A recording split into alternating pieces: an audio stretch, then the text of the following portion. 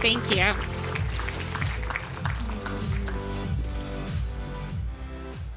Thank you so much. I'm really delighted to be here and want to thank the EAT Forum for all of the work they do. For the record, Food Tank is not used to talking about ourselves. Our own work is really focused on elevating and promoting the incredible work of farmers, activists, eaters, businesses, and foundations. And we're really excited to be able to do this work because we think by elevating others, we elevate the whole movement. Our big challenge has been in creating a platform for highlighting solutions in a world where bad news pays and plays better than good news. So many research organizations, funders, news, and media outlets have really focused on doom and gloom, while I feel like while the problems are extremely important to point out, they can't be the only thing that we focus on. The urgency is far too great to stop there. We need to also focus on the good, on what's working, on the stories of hope and success that will inspire change in agriculture, and find the ways that are needed to alleviate hunger and obesity, food loss and food waste, and conflict and poverty, while also protecting the environment. I've had this extraordinary opportunity over the last several years to travel to 70+ countries to do research, interviewing hundreds and hundreds of farmers and scientists and policymakers and journalists and women and youth groups, and really hear from them directly what innovations, practices, and other things that are working for them deserve more research, more attention, and more funding. And what we've heard is that it's not always the fancy technologies, the expensive ones, that will work. They won't always have the most bang for the buck. Instead, it's a combination of high and low technologies that focus on nutrient density, on resilience, and small and medium scale entrepreneurial innovations that will make food just, sustainable, accessible, and affordable for everyone, whether they live here in Stockholm, in Somalia, or where I live in New Orleans. Food Tank is really a community for experts to come together, share ideas, discuss challenges, and develop innovations.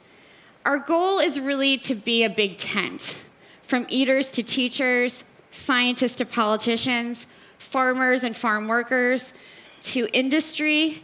We try to combine both conservative and liberal viewpoints.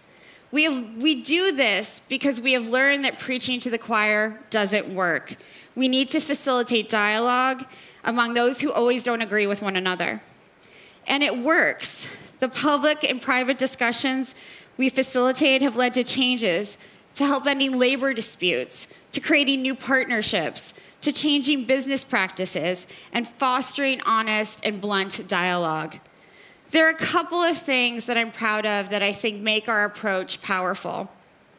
First, we reach out to reporters and journalists in every country that we visit. We get suggestions from them about local experts to talk to, about local government policies, and we also share our own contacts with them and try to give their stories a wider audience. In a media environment that's saturated with press releases and tweets, we know it's the human connection that will ultimately pay off in terms of those human connections that can pay off in better, honest coverage that our audience can have faith in. And I just want to point out again, we're not promoting Food Tank's work. We're promoting the work of the dozens and hundreds of organizations around the world that are doing this work every day on the ground. The other relationship building that we do is with the academic community, both professors and students. And this has been something that Food Tank has tried to do from the very beginning. Thousands of professors and students are part of our academic networks, and we organize all of our events, our Food Tank summits, in partnership with universities and other academic institutions.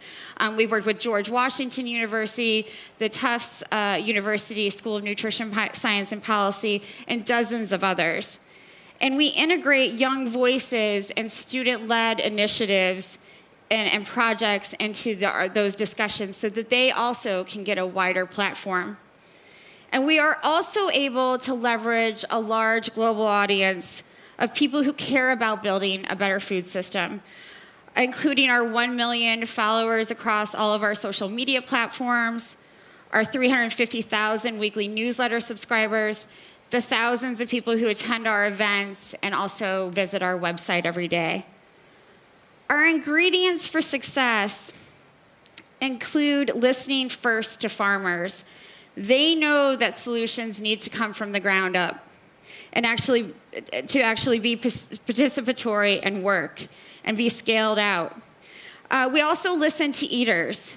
They vote with their forks and they vote with their votes. Consumers are leading the food system to change, demanding that businesses and policymakers really understand the true costs of food and create more transparency.